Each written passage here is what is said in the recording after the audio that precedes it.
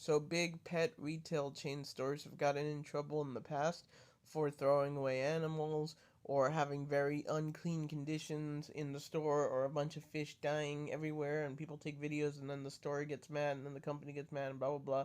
You get what I'm saying. But I want to say this, most of the time it really is not the employee's fault. It is the company. It's the company, it really kind of encourages this type of behavior. Now, don't get me wrong, there are bad eggs out there, and that one person who has a box of fish and they just chuck it in the trash, or has a guinea pig and they just throw it in the trash, that is a bad person. That is a bad thing. That is them. That is not the company. But what the company does do is they overstock. And I've worked in management for these places, and I've also worked as an employee. So I worked there many years. I'm not gonna say which one. There are more than one retail, so you pick which one. They all act kind of the same. Even the biggest grocery store in the world used to have fish, and they threw them in the trash and all the systems and everything. So they were probably just as bad as everyone else. That's all I'm gonna say.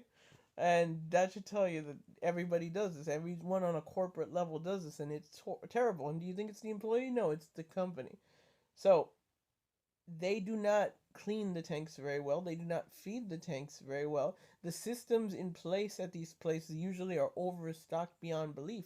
You're never going to find well fed shrimp or fish or anything. Like this beautiful tank you're seeing will never exist in a retail fish store because they do not care. Company, the corporate does not care. There have even been people in management like myself and other. I've seen management break the rules and do things like that to try to help, but it is frowned upon on a corporate level, and it's actually a fireable offense.